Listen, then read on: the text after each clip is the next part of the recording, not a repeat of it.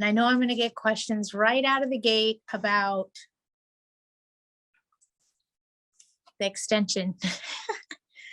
So part of me wants to say, okay, bombard me with your questions about this extension, because I know we all have concerns about it.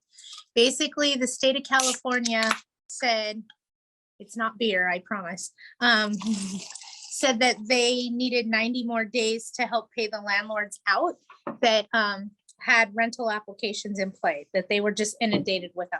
So they shut the program down. There is no more funds available. You cannot apply anymore. That ship has sailed. So we can't apply for the funds. Some of them, I'm being told now, are going to be paid rents that applied in the program and are in the program. The program can still offer to pay for April, May, and June's rent, just so you know. So if you have somebody that has an active application and their applications is in their pending, don't poke at them. The court's not going to help you poke at them. Okay. So if they have a pending application, you want to go ahead and play the waiting game, for lack of a better way to explain it. And if they didn't participate in the program, there is recourse for those of us owners whose tenants have potentially taken advantage of the situation and the circumstances. So if they haven't applied for rent relief, or they were denied, contact your legal counsel. The chances of you being able to do something about that right now are very high. Okay, got that? Just contact your legal counsel, whoever that may be, and explain to them what's going on, the chances of you being able to do an eviction because the tenant manipulated the system, or in good faith took advantage of the system, or not in good faith, I guess you could say. So we're starting to see that tenants that didn't participate in the program have no protections. Got that? So for those of us that have the people that have been manipulating the system, buying new cars, worked through the whole thing, won't apply for the money, we have teeth now, right now. Contact your legal counsel. The chances of you being able to do something about it right now are high. And those weird, strange ones that we've had, we're getting some teeth back in areas where we didn't think we'd get our teeth back. So I know in LA County, we can start doing evictions for unauthorized occupants, other unauthorized pets, and failure to allow entry starting in June on the 1st, as long as the reason to enter isn't retaliatory. Everybody got that? So if you have a tenant who has not paid throughout the pandemic, hasn't applied for the funds, contact your legal counsel. The chances of them being able to do something right now about it are high. And when I say right now, I don't mean that evictions are happening right now, okay? They are a process that take time. Does anybody have any specific questions for me? And people are texting me a question. I don't think she realizes I'm in a webinar. Hang on, let me get out of there. She's not joining us. You guys haven't said anything yet today. So is everybody out there? Hello, can you hear me? Yeah. Yay. I'm out there. Does anybody have questions about what's going on, what's happening, what you can and can't do? A lot of people are a little bit confused about the self-certification that tenants can do for April, May, and June. If you need more clarification on that, I'd be more than happy to explain it to you. In fact, I'm going to, whether you want to hear it or not. Tenants can self-certify that they're affected by COVID for the months of April, May, and June. They must do it within 7 days of the rent becoming due.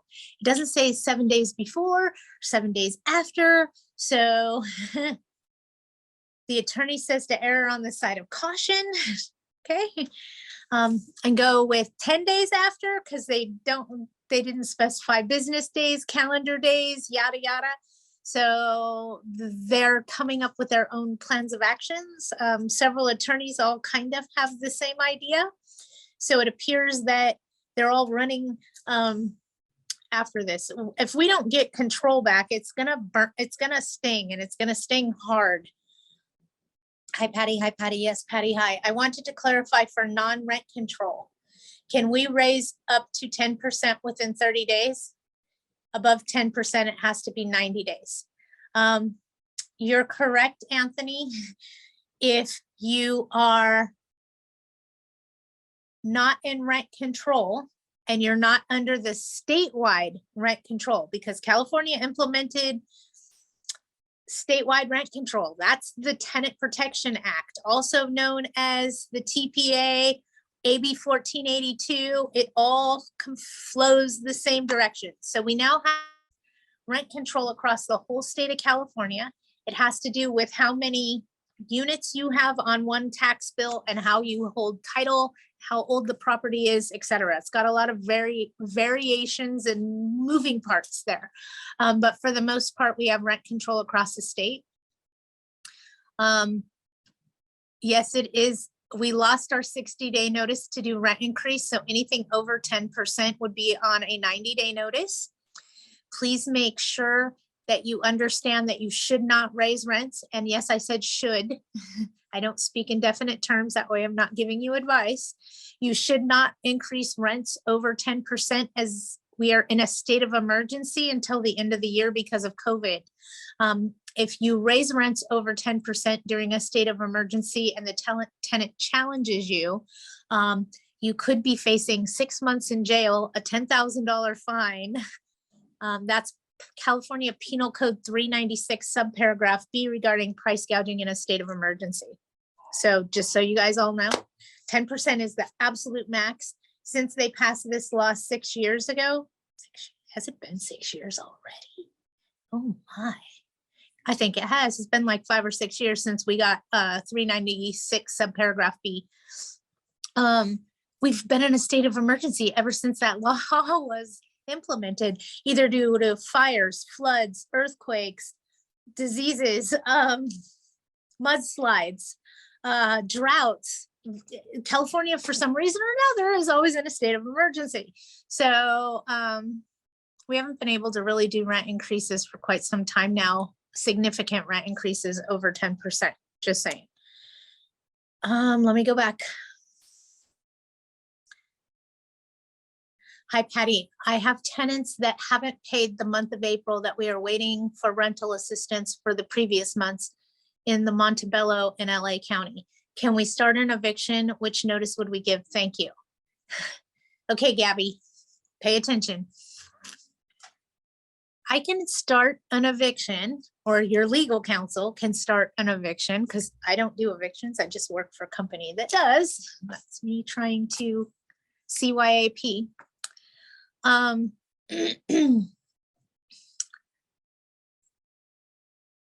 How do I even want to say this? Let me go back and look at the question again. Hang on. You can start an eviction right now on pretty much anybody for non-payment of rent. Hold on and listen. Working in the law firm, I understand where the slowdown is and what the problem is. Make sense? So let's say I file an eviction months ago for non-payment of rent, but I have to wait until my application status changes from to one of these 5 things: denied, fraud, non-responsive, inactive. Okay, you with me?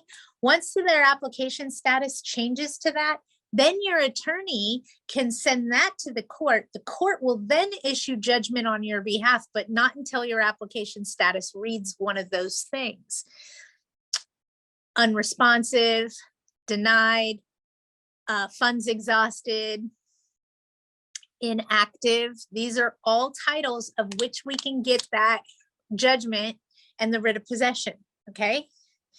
If it says that it's pending, or it's pending payment, or waiting for disbursement, we're in a holding pattern. We can't get the lockout done. We can't get judgment entered. If you get paid, the eviction gets canceled. So it is a race to see what can happen first. In the event you get paid, you have no choice but to dismiss the eviction. Just saying. So if you want to put somebody in eviction right now, please understand that it's a business decision. Nothing more, nothing less. Hi, Patty. Hi. Okay, just another question. What about from the month of April? If that's, would it be, I guess. Well, pending application and you serve them for the month of April, and then you start an eviction and that application gets paid, you have to dismiss the eviction. You see what I'm saying? Okay. And dismissing it means you lose that money. That case is gone. It never happened. Yeah, I know, it's tough.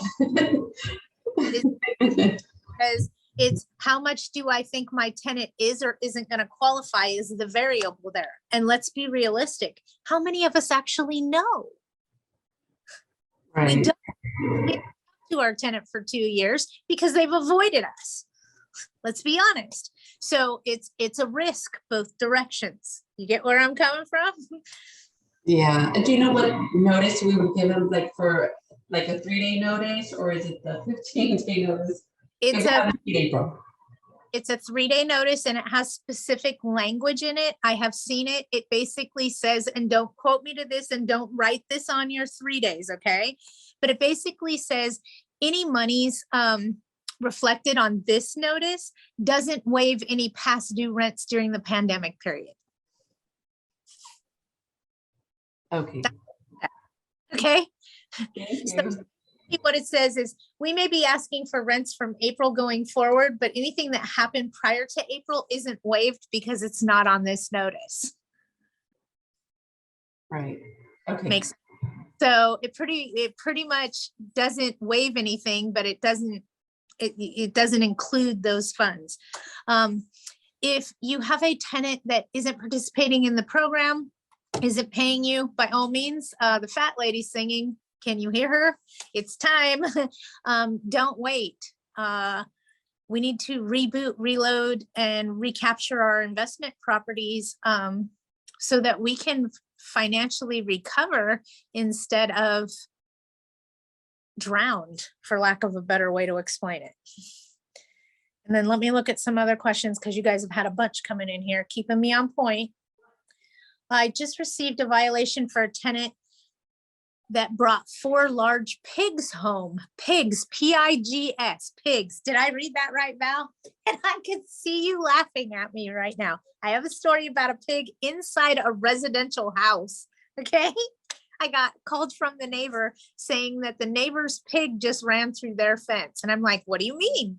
Our tenant has a pig? And she's like, yeah, there's a 600-pound pig in their living room. I'm like, what? In a residential dwelling. You just received a violation for a tenant that brought 4 large pigs home. The county allows 1 large animal. I don't want any. I called her. She said she was trying to find them a home. The violation gives 14 days. Should I serve a 3-day? Absolutely.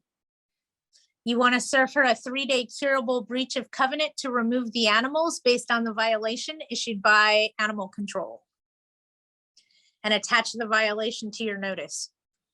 This tenant wanted to purchase the property and gave me $3,000 earnest money deposit. Oh, I'm sorry, you guys. That's what that means. If you guys aren't real estate agents or brokers, EMD is an earnest money deposit, which I am still holding, but I am not proceeding with the purchase since I was going to hold papers and I don't want to do that anymore. Talk to your agent about the terms of you keeping that EMD, because I'd have to see the original contract to answer your question there as to how those funds need to be allocated.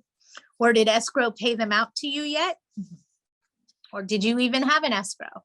What extension did San Diego County approve 60 days beyond the state program ends day before yesterday for evictions? Maybe it's the city and not the county. I believe it is the county. Okay. And they added additional tenant protections beyond the state for 60 days, which is additional protections throughout San Diego County, if I remember correctly, and I have to go back and reread it. I saw it come through yesterday. They're giving additional protections past the state's end on June. So the county would be July, August, September 1st is the first time you're going to get your teeth back in San Diego. I'm just going to explain this to you guys. And if it's too much, tell me, Patty, you're talking over our heads, and I'll go back to my where I like to sit. I'm just trying to figure out how I'm going to explain it. Let me think about that for a few minutes, okay? You guys understand why the state did this, okay? The state needed 90 more days to pay out all these landlords, the tenants' rents, okay? I get that they needed 90 more days. It also stops municipalities from creating their own moratoriums regarding COVID. Do you guys remember when we didn't have a state law governing us yet, and all the little cities had all their own rules about COVID repayment and all that, and it was so convoluted and so hard to keep up with of who was doing what in what city and what county and blah, blah, blah, blah, blah, blah. It was a lot. It was a lot of moving pieces, a lot of moving parts. I tried to forget all of that part because it wasn't fun. And this little blonde brain can only hold so much. With that being said, one of the reasons that they did this 90-day extension is so municipalities wouldn't all come up with their own rules regarding COVID and make us all want to rip our hair out. Okay. Don't be surprised if we start seeing that once the state's rules expire. Okay. We might go right back into city of, and I'm giving an example, San Pedro has one rule, Long Beach has another rule, Torrance has a different rule. Gardena has a different rules. You see what I mean? Inglewood has different rules. You get where I'm coming from? So we're most likely going to go back to dealing with municipalities having their own restrictions as to paying back the COVID rents and how landlords can collect that and blah, blah, blah, blah, blah, blah, blah. So after this is done and over with, I have a feeling it's going to be even more convoluted for some of us. City of Fontana, we have a lockout date for an eviction. Yeah. Tenants say they are approved for rental assistance. Not sure if it's true. How do we handle this? Well, if you get paid prior to the lockout on the 12th by the state, you need to contact your legal counsel and let them know. Okay. Hi, Tony. Is rent relief paying 18 months total? Yes, but I've seen them pay more for some low income tenants. I'm not lying. So even though they said they cap out at 18 months, I saw somebody get paid for 24 months because the tenant actually proved that they had a genuine need. Fair enough. And some of them do. Not all tenants are bad, you guys. Don't stereotype them. I have some really good tenants in one of my properties. And when I say really good, I'm going to cry the day they move out. They are awesome. Is rent relief paying past 18 months, regardless if rent is past March of 2022? They may. If you're still waiting for the year, July, August, September for rent for it to be 18 months after the moratorium was done, call rent control or call the program, Tony, and find out at what stage you are in the process of getting paid. Because remember, they're supposed to pay all of us within 90 days. Okay.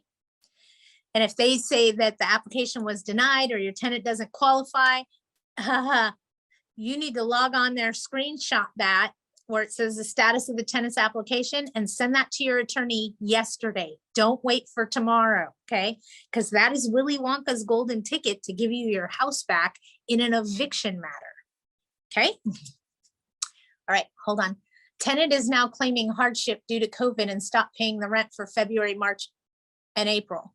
Okay, rent relief told me on March 31st they would be denied for those added months. Is that true? Or has the rent help changed to more than 18 months? It depends on the need of the tenant. Okay. I don't know if April's in here today. I don't think she is, but April had people that were paid for 24 months, 26 months. It just depends on how much of a need the tenant has, if they'll pay more, and they do. Back to the pigs. Val? That is the very first time I went to this property and this tenant was telling me, and there was some mental disabilities there, because she didn't see the mess the pigs made. She didn't see the mess of her kids' clothes all over the floor. She didn't see a problem where they wrote with crayons on all the windows in the house and played hangman to entertain the children. She didn't see that.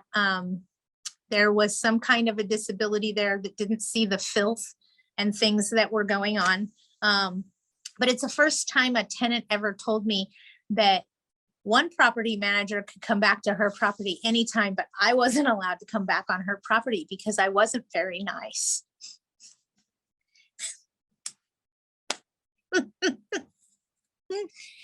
Somebody told me the other day on the phone, "Oh, you're so nice. Thank you so much." I'm like, I'm only nice because you don't owe me rent. If you owe me rent, it's a different set of facts. Okay, we're going back to the pigs.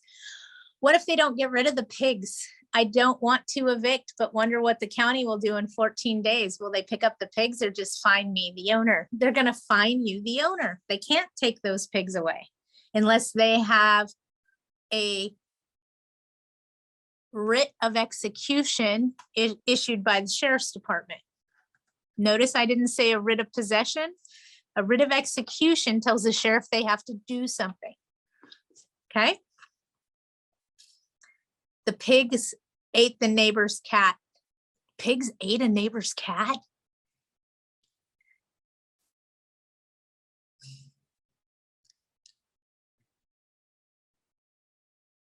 Send me over the violation you got.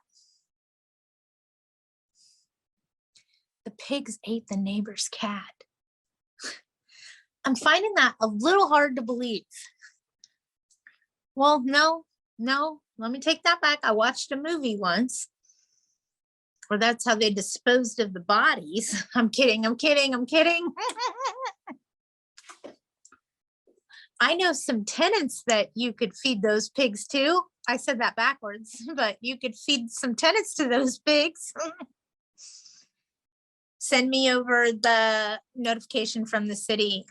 You're most likely going to want to do a 3-day curable breach of covenant. I don't know if it's enough for you to do a quit notice because you're not actually being fined. If you're actually being fined for this, then you most likely could do a 3-day notice to quit and terminate the tenancy based on the nuisance of the fines that you're obtaining from municipalities, meaning the city, the county, the state, etc. Anna wants to know, was there proof that the pig ate the neighbor's cat? Because if they did eat the neighbor's cat, in fact, then it's even more of a nuisance and could be a bigger problem. Or is the neighbor's cat missing and a coyote ate it? I'm just asking a question. Don't think that I'm trying to defend your tenant. My thinking goes broad ways because I want to think about everything that could possibly hit us. So I tend not to think this direction. I try to think this direction and look at stuff from other angles. I just called the city of San Bernardino for rental assistance program, asking what the status of our tenant who is conditionally approved yet.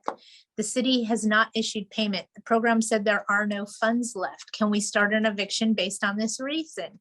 Funds exhausted is a reason to start eviction now.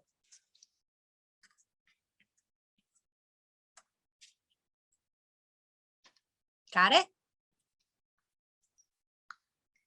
There's no funds left, so you most likely can start eviction because of that. Too many things just came by. I'm sorry.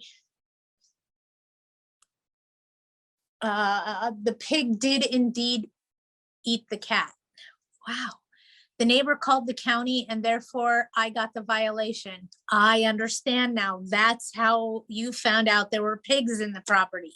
The neighbor called the county because their cat got eaten, there was evidence of that, then those created a nuisance. Is there a, hang on, let me read the rest of this before I ask questions. I gotta slow my brain down. The neighbor called the county and therefore got the violation. The tenant said they fixed the fence where they broke out, but they are trying to find a home for the pigs. I even gave them a name of someone who may be able to take them, but they have not contacted them. I'm sure a butcher would take them. I like bacon. Just saying.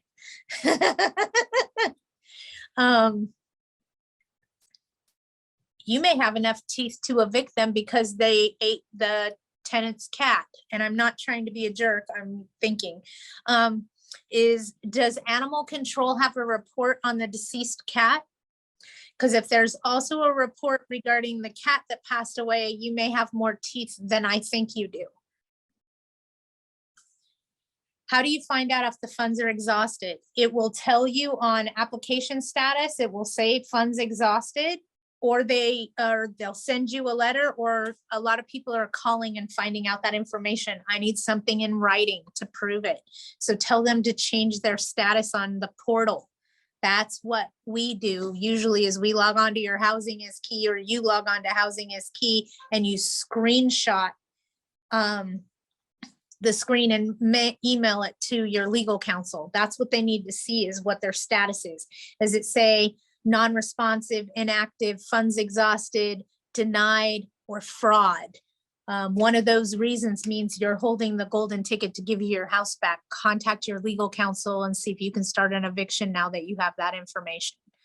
I'm unaware of any police report. It wouldn't be a police report. It would be a report from animal control regarding the deceased cat. I get that they still have pigs there, but that's correctable. The fact that those pigs ate a neighboring cat is a huge nuisance, and because the neighbors could sue you because your tenant's pig ate their cat.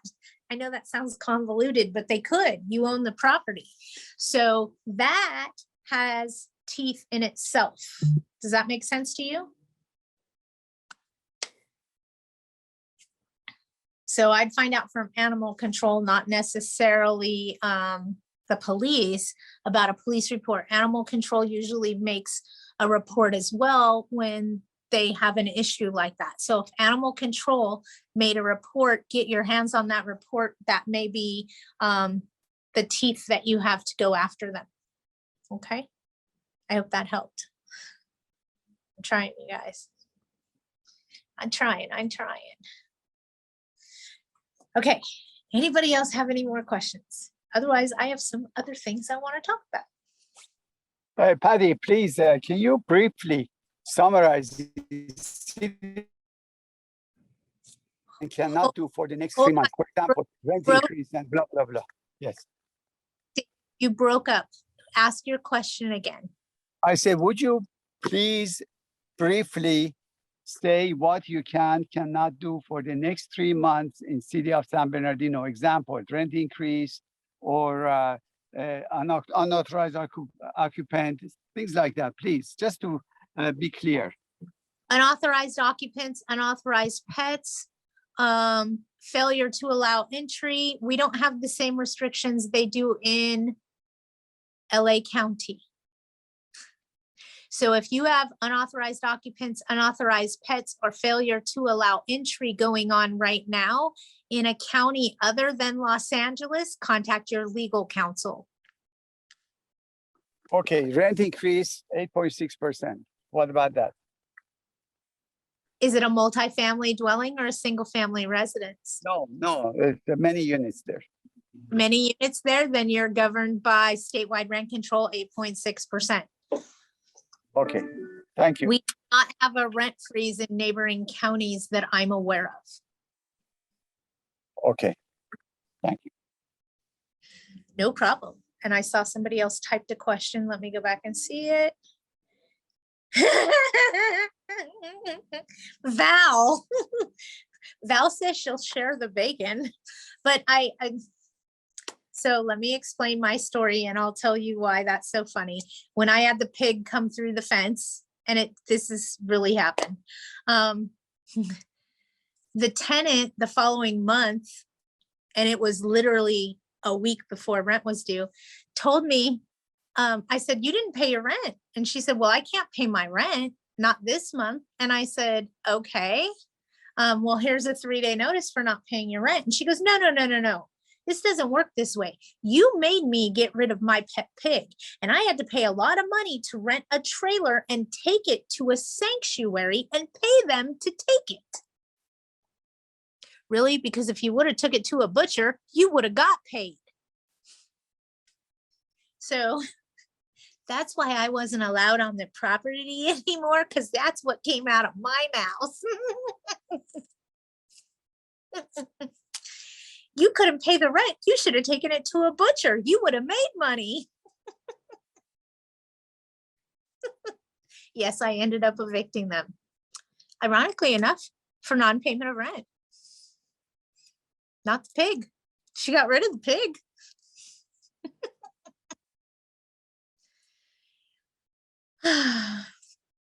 Oh, and just so you guys know, this was a 600-pound pig. This thing was massive in a residential dwelling in a neighborhood, in tract homes. Okay.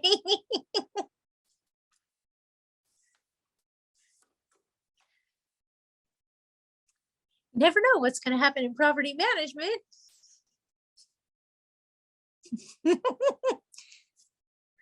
Everybody has a pig story, don't they? I mean, everybody has a pig story. Okay, I saw a magic word. Andrea Sandberg, what is a good guarantors to put in the lease? What is a good guarantors to put in the lease in tenant stops paying? If the tenant stops paying, a guarantor in a lease contract is your cosigner, simply said. Do you guys know the difference between a cosigner and a guarantor? Anybody? No. Anybody? Anybody? What's the difference between a cosigner and a guarantor? Nobody knows? Big deep breath. And then this is when you guys are all going to go, wait, what'd she say? And you're going to go run and change all your paperwork. Watch. Cosigner can live on the property. A guarantor cannot.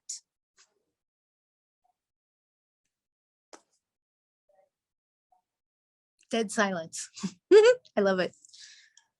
A cosigner can live on the property. A guarantor cannot. While you guys are processing that in your brains, the other thing that I have to add to that is if you are requiring a guarantor for a tenant to sign their lease contract, please make sure that the verbiage reads for the term of the tenancy, not the term of the lease. Because when the lease expires, you want your guarantor to still be on the hook. So you want to make sure your verbiage there reads for the term of the tenancy, not the term of the lease contract. Make sense? I hope everybody got that. Guarantors, much better than a cosigner. And we want to make sure that it covers the term of the tenancy, not the term of the rental agreement. Got it?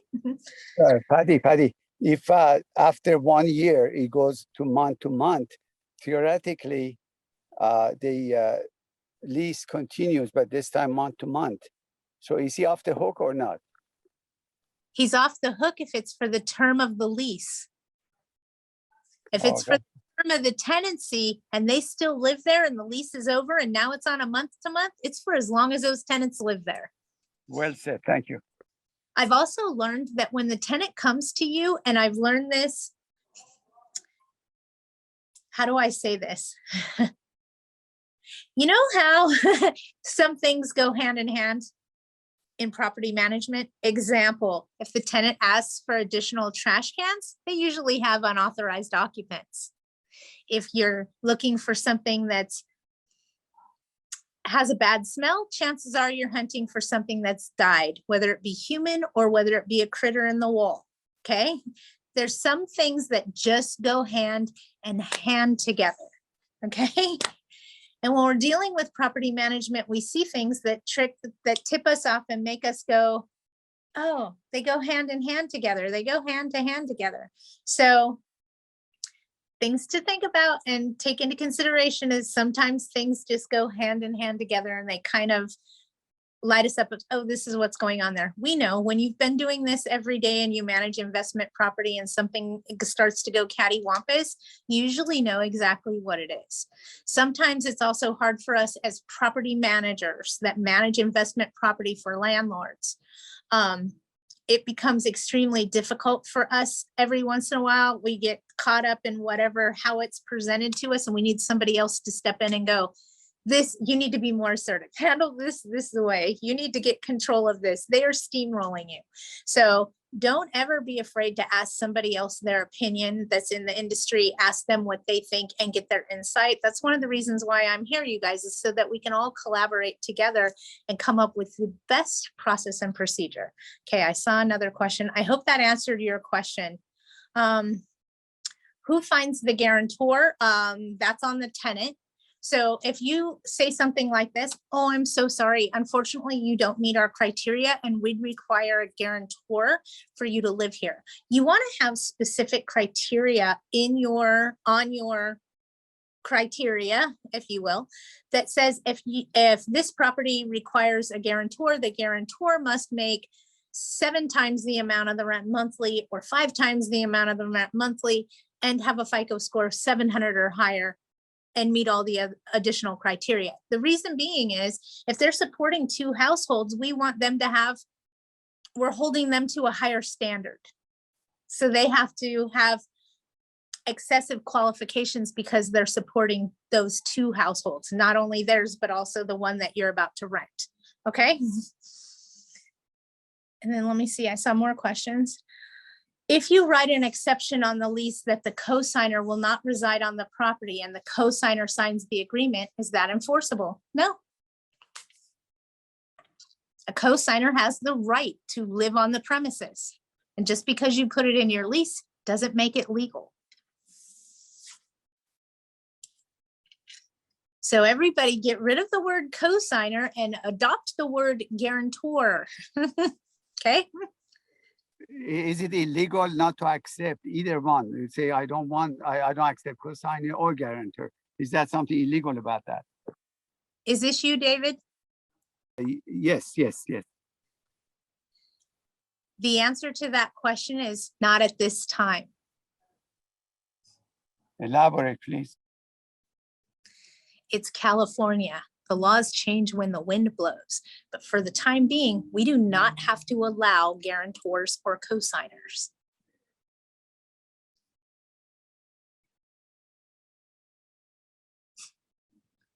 Make sense? So for the time being, the answer is there is no requirement saying that you don't accept cosigners or guarantors. I don't allow them at most of my properties. You don't have to do it at this time. This is California, you guys. The laws change when the winds blow. So at this time today, it is not a requirement that you have to allow a cosigner or guarantor. But it may change later. Thank you. Not a problem. And you're absolutely right with your thinking. I don't allow it on my properties. And if you guys want to know the why, I'll explain the why. If you don't want to know the why, then Explain the why. Explain. Go ahead. I'll Go ahead, explain. please. Take a deep breath. 9 times out of 10, your co-signer or guarantor lives out of the state. Would everybody agree with that statement? Yes, it's usually a student or somebody.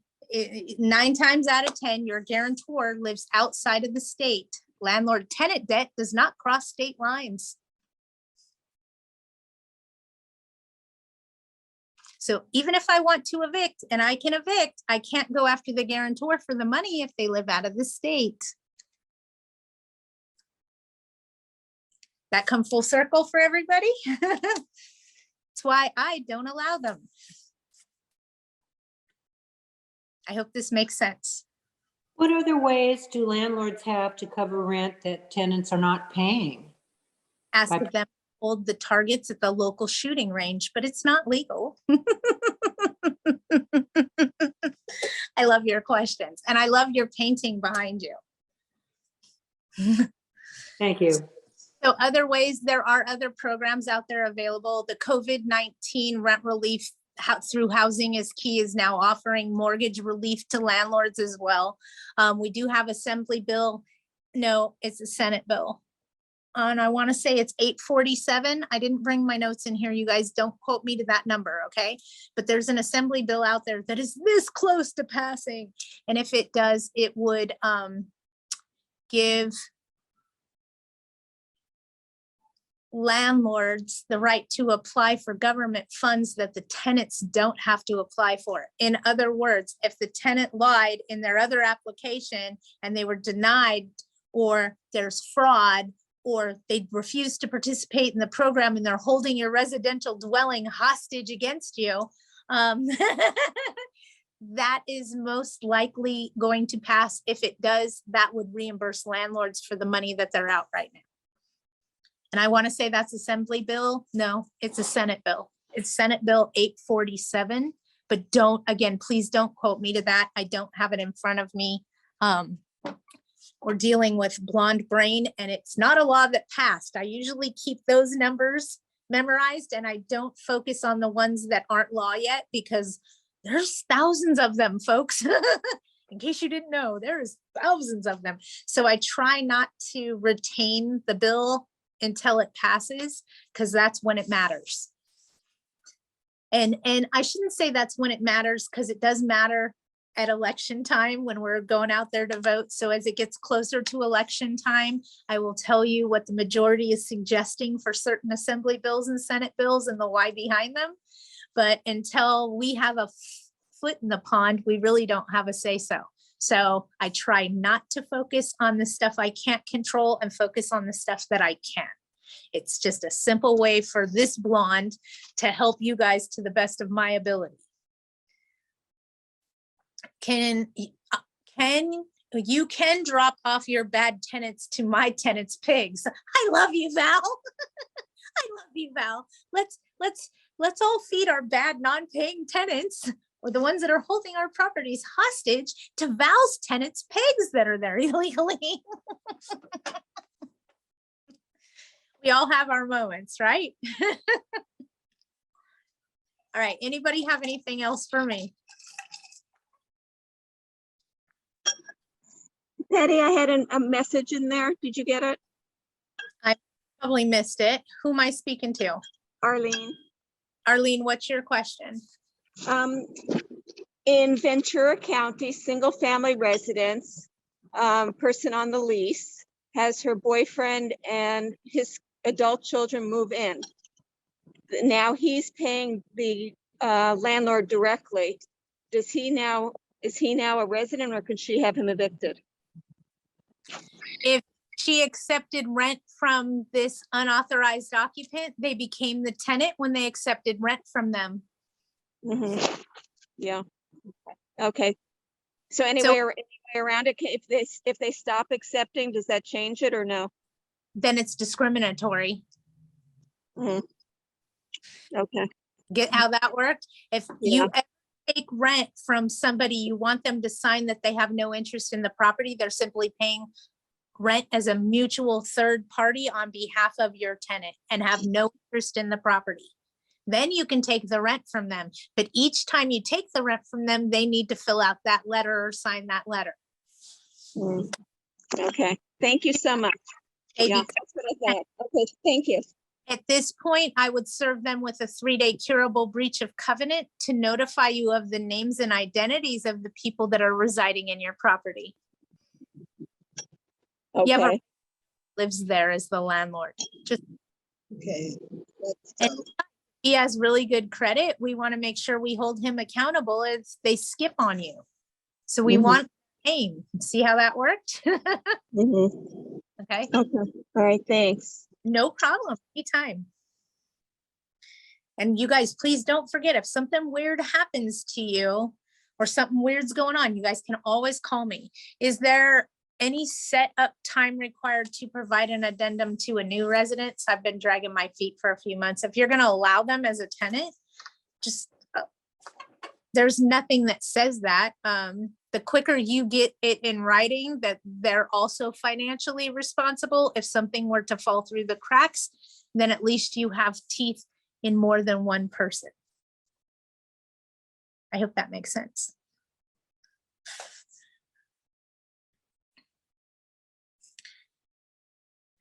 Can you please talk about self-reported non-payment of rent due to COVID in LA County? Thanks. Yes, I can. If the tenants, and it's not LA County, I believe it's the state of California, just so you know, for the next 90 days, for April, May, and June only, the tenants can self-certify that they were affected by COVID. They need to do this within 7 days of the rent becoming due.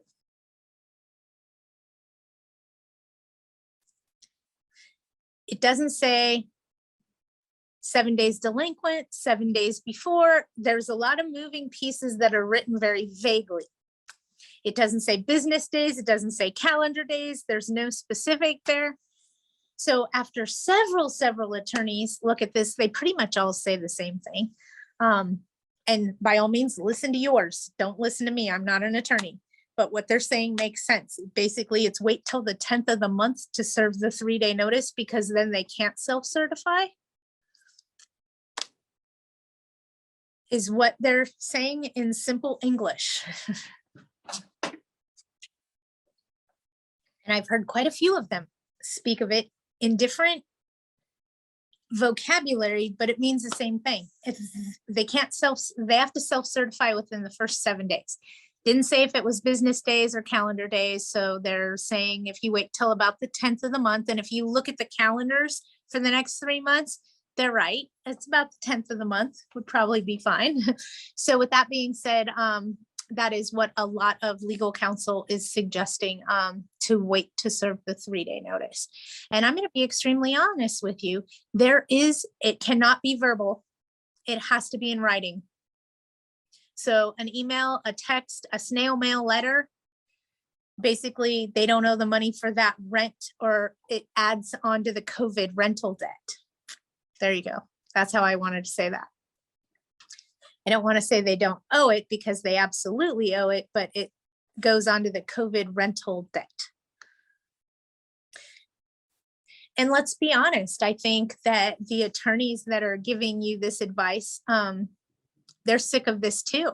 I mean, it's frustrating. I see both sides of the story. You know what I mean? Because I work in a legal office. So I see both sides of the story, but for the most part, the attorneys are getting fed up with this too. I mean, we're consistently trying to figure out ways around what controls us, and they're working very diligently to try to do that. And the biggest problem is there's no case law regarding COVID.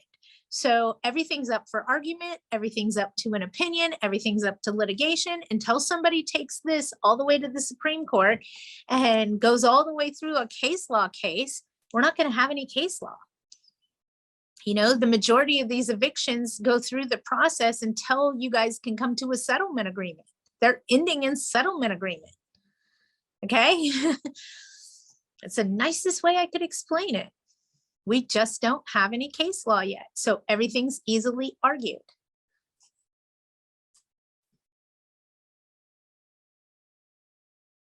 But that's what the self-certification is. That's why your legal counsel is telling you to wait till about the 10th of the month or so, the 11th of the month. I mean, different attorneys say different things, but they all pretty much, I'm sorry, the majority of them have the same concept, is basically to wait to serve the 3-day notice and then beat them at their own game, because they didn't self-certify within the allotted time. Now they can't, is what they're banking on. But remember, there's no case law regarding COVID.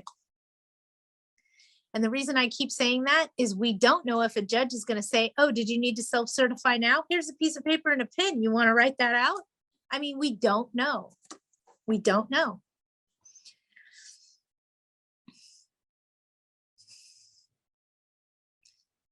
I hope everybody's not sitting there going, oh God, Patty, oh God.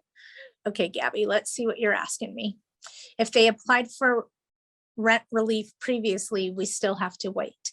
Did they recertify? Do they have an application pending? That becomes my questions. If they have an application that's currently pending, wait. Or file an eviction and take your risk. What do I mean by take your risk? If the state pays you, you have to dismiss the eviction and cannot move forward. Okay, so it's a risk to you. That's what I'm saying. It's basically a race. Can I get them evicted before the government pays you? It's a race. And it all depends on how quickly they maneuver through that program. And it is not a fast program. For those of us that received payment, we know it takes about 6 to 8 months for payment to come through. And it takes about 6 to 8 months to find out that they're inactive or denied or blah, blah, blah, blah, blah, blah, blah. So it's extremely frustrating. Okay, more questions. Are judges ruling more in tenants' favor when they see the tenant, when they see tenants scamming the system? No, they're not. If they're manipulating the system, they're pretty cut and dry with them. They're not helping tenants that are manipulating the system. In the beginning of COVID, and forgive me, but we would see things like they'd hand them the paper to self-certify in an eviction matter. I've seen it happen. I know some of you have, where you're just standing there and your jaw drops open and you're like, are you kidding me? But you have to remember, there's no case law. That's why everything's so argued. It's so convoluted, why there's so much litigation. That's why evictions are so expensive. It's because everything's argued to the T, because it can be. And in all reality, it's just a stalling tactic to buy time. Let's face it, it's exactly what it is. Some of it are doing it intentionally to buy more time in the property, and some of it are doing it just because they can, and they're being a total ass pirate by doing it. And I know my owners are not in their heads that are having their properties held hostage against them, because it is ludicrous. I see one of my sisters here. I'm going to tell part of her story and not a whole lot of it, just so you guys understand. She is having her property held hostage against her. And you're like, how do they do that, Patty? It's real easy. They just live there and they don't pay the rent, and the government puts all these controls that the landlord can't do and governs them. And then the tenant doesn't even live in the house, but she goes back there every 3 days to do her laundry. Not a piece of furniture in the property. It's ludicrous what's going on, what's happening. It's insane. And there's not a fixture in the house, and there's no refrigerator or toilet seat.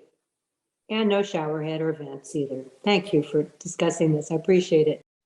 I'm sorry. This is one of the sisters, and she actually is the one dealing with this. And she seems very happy, but she's not. I'll be honest with you. She's frustrated. She's ready to rip out her own hair. It's causing conflicts in her health.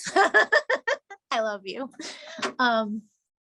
It's not fair what's happening to us as landlords. It's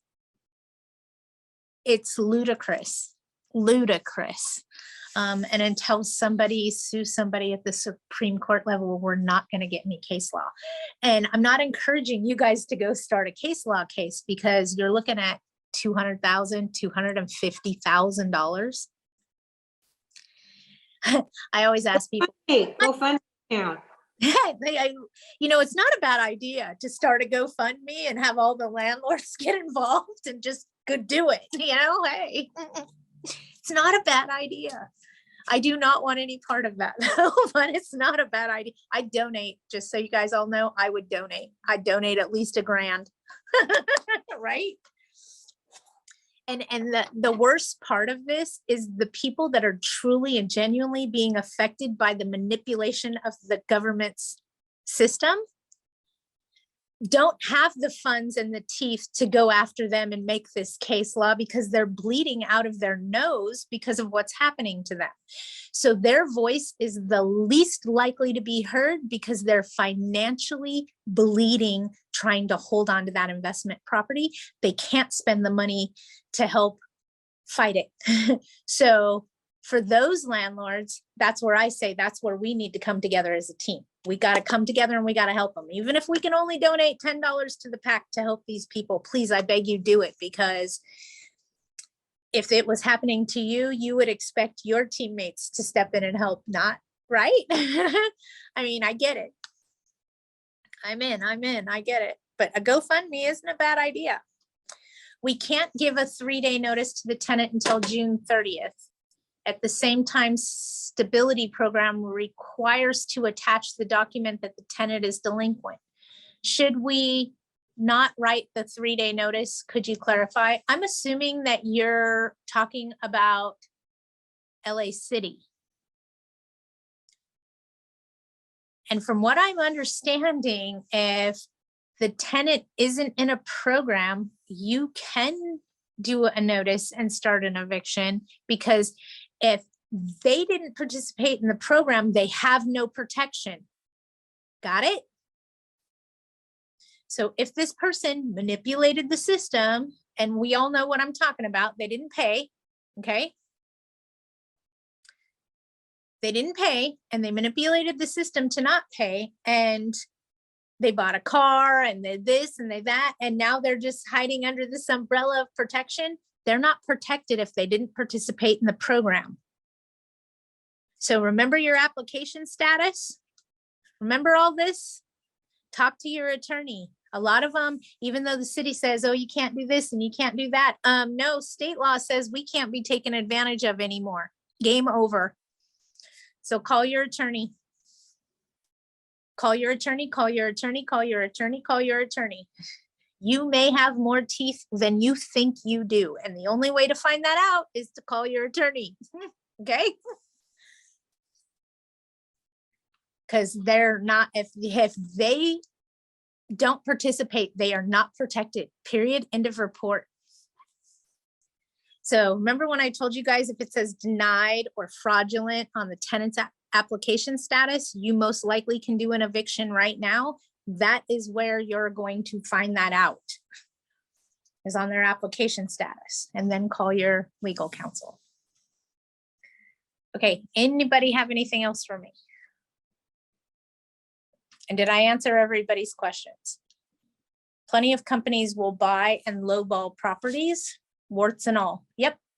They want to lowball if you have a tenant in possession. If you don't have a tenant in possession, they'll pay you top dollar if you're selling. The market's really high right now. I mean, I'm not saying anything that isn't fact. I mean, you can go out there and look. Supply and demand. If I had to guess, I will say real estate will continue to rise through the summer. Real estate value. Sales, pricing, call it whatever you want. I'm going to guess that that's going to go right through the summer. But you never know. The wind could change tomorrow. All right, you guys. Oh, Thank you so much for your generous time. And I heard that because interest rates are going to be going up, everybody's scrambling to try to get a house now before those interest rates go up. well, So, they go up, and then when the market crashes, and I said when, not if, so pay attention to that, then they'll come back down again because of supply and demand. I mean, it moves around just like everything else that we pay for, like gasoline. prices, yes. And then you just refinance. Yep. Okay, well, thank you so much for your generous time. No Great. problem. If you guys need anything, you let me know. David, thank you. I appreciate you. You guys, I'm here if you need me. Feel free to give me a call, hunt me down. And hopefully I plan on seeing a lot of you on May 22nd, I believe it is, Agla's trade show in Pasadena. I will be all day. All right. So Patty, this is Karen. How you doing? I'm good. Listen, you missed my question. I know you didn't do it on purpose, but I came in late. And Lawn. I have, no. I came in a little bit. I came in a little bit late too. I've been ill myself. I've been hospitalized for several weeks. So I've Oh, been- I'm sorry to hear that. it's okay. It's not COVID, so it's good. Look at Listen, just real quick. I just want to confirm we are back to the regular 3-day notice type thing. I have to wait 60. We're not. Oh God, don't shake your head that way, please. I have The new- tenants that are late paying. I'm sick of them now. They've Listen, never. the yeah. new 3-day notice has verbiage on it that says Uh-huh. notice is to be used for April 1st of 2022 Right. through June 30th of 2022. And if Okay. any rents owed by the tenant are not on this notice, they are not waived. They are still owed. Okay, and these aren't COVID monies, because they've never applied for COVID, nothing. Okay, this is just I straight, would, I would contact your legal counsel. okay, Who most likely, and I'm not speaking in definite terms because I'm not an attorney, right, likely could do a 3-day notice to pay rent or quit on or about the 11th of this month, and then Right. start legal proceedings for failure to pay rent just for the month of April. just April? Really? Okay, Listen- but yeah, we're just in April, okay, Hold on. Let me reel you back in. reel me back. Doing to get possession of your property, then do it. They're not giving money judgments awarded in court, not in eviction court. You got to go to small claims to go after the money. Okay, So people that are getting judgments in court right now are for possession only. and that's what I want, possession, really. That's what we all want. That's all Okay. any of us want. That's what we pray for is possession. We'll Okay. fix the bleeding and the money later. Just give us our houses back. So the 60, okay, but so the 60-day thing doesn't matter for the possession, just do the 3. Okay, I just want to get started. I'm tired of them. Talk They've to been your, paying, they pay where they want to play, and it's like, I'm sick of it now, so. talk to your legal counsel about Okay. what the best plan of action is for your specific area and your needs. Okay, But got what it. I'm telling you guys is please don't think that they extended this moratorium and you still can't do anything. Mhm, You okay, need to call your attorney and state the facts. They never applied for government assistance. They refused to respond. They haven't paid me any rent for this long. Enough's enough. okay. There's no application pending, but okay. I did mine. They didn't never applied. Here's their thing. So again, I'm begging you guys, take your story to your legal counsel. Don't sit and wait just because this got extended. You may have the Willy Wonka's golden ticket to give you your house back, and you're not going to know if you don't ask. Okay, you got it. I'm asking. Okay. Okay, thank you. I can't encourage it enough. Some people are just like, oh, they extended it again. I still can't do anything. And they do nothing. And the whole time they could have done something. They just didn't know. So just because a state law passed, I'm not saying everybody don't listen to that state law. That is not what I'm saying. Right. But you may have certain circumstances that allow you to continue forward based on whatever your tenants' activities are, responses are, Yeah, they are. Yeah, okay. They already owe me some back stuff, and they're texting me, hey, heads up, we'll be late on our rent. No, you're not running this program. I am. heads up, on the 11th of the month, you're gonna get a 3-day notice. Heads Thank up. you. And 14th that's what I just got from you, Tim. That way that covers me for everything. Got it. Right. All right, thank you. If the tenant has self-certified for April of 2022 rent via text on April 2nd, do I still need to give the 3-day notice? No, they self-certified. And you know what that tells me, Tony? They know the system. Be very, very aware. I'm assuming that they owe you back rent and they have a pending application with Housing is Key or Live to Rise or United Way or whatever's governing your area. Is that correct?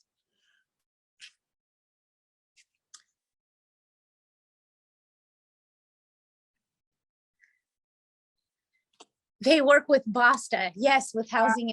Uh-huh. The key there was, if a tenant's self-certifying right now, they know the rules. Mhm. Simply said, they're paying attention, they know the rules, they're being educated by opposing counsel. Mhm. Okay, think about that. Take a deep breath. Now that you know that she's got BASTA involved, they're going to tell her self-certify, self-certify. So yeah, it puts a wrinkle in your game plan. Watch her application status, Tony.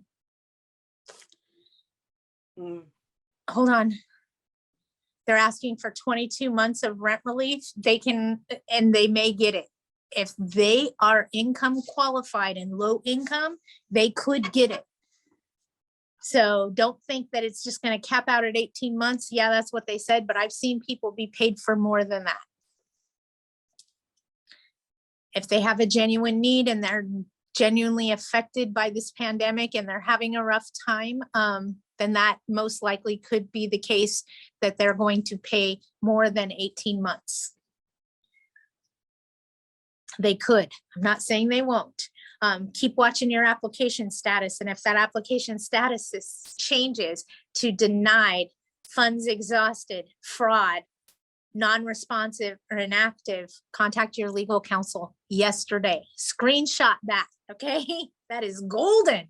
Screenshot that, take a picture with your cell phone, save it any and every way you can, and then contact your attorney and see what they suggest. But don't think your hands are tied just because this new state law extended protections for tenants. The way that I see it is they extended tenants protections for tenants that were waiting for funds to come through the program. All right, you guys, I'm going to get out of here. I feel like I'm boring you. Breaking news. Oh, Val. Wait, I'm not even going to look at it. I'm not even going to look at it. My first thought was breaking news. Pig consumes tenant. I had to. I'm sorry. Breaking news. Texas Governor Abbott says he's starting to bus illegals to Washington, D.C. This invasion must stop.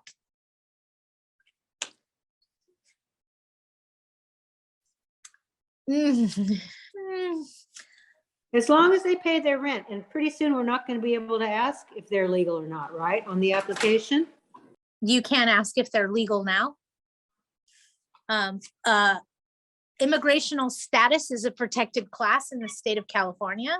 For those of you that were not paying attention, January of 2022, fair housing made homelessness a protected class in the state of California.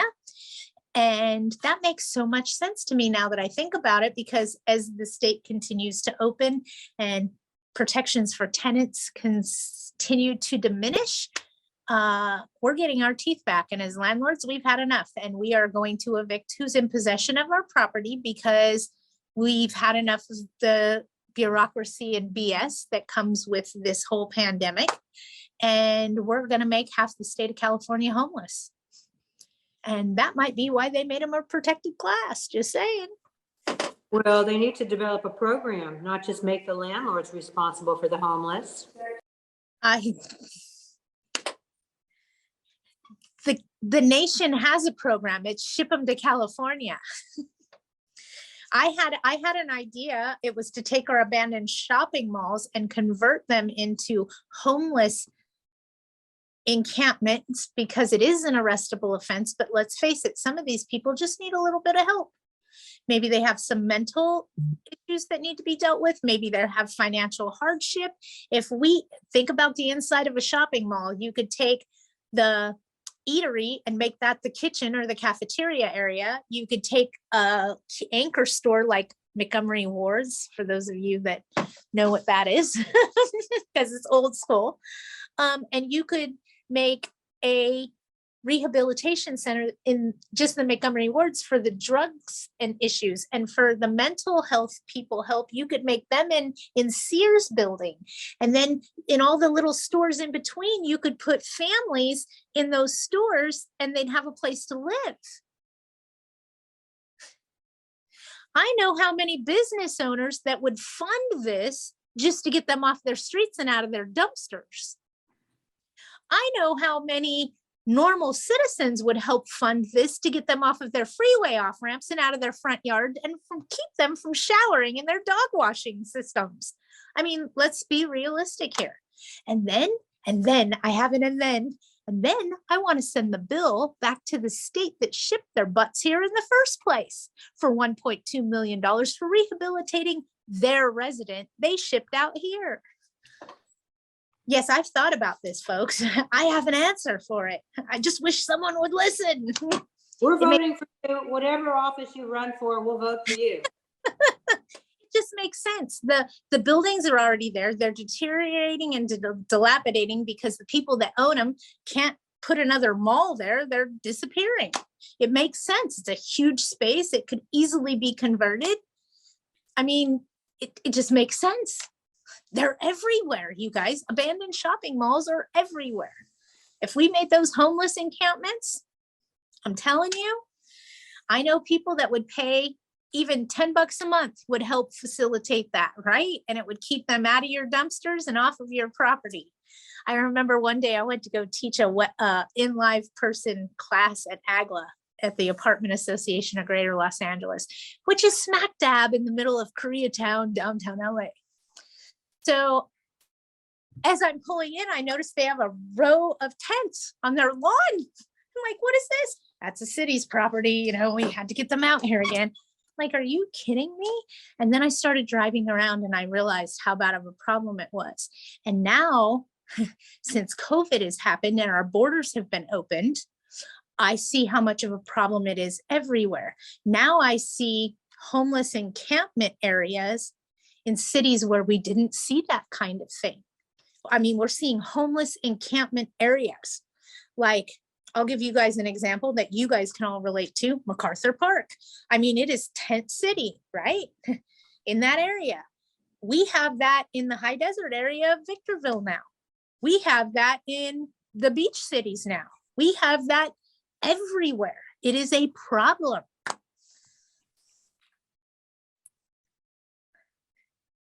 I don't want to run for political office. I don't. I really don't. I really don't. All right, you guys, I'm going to get off of here. You guys have a great Wednesday. If you need me, you know where to find me. And good luck to all of you. And bye. Have a great day. Thanks, bye. We can't wait to see what her reaction is when she gets the notice today. Yay. Okay. Bye. Bye. Thank you.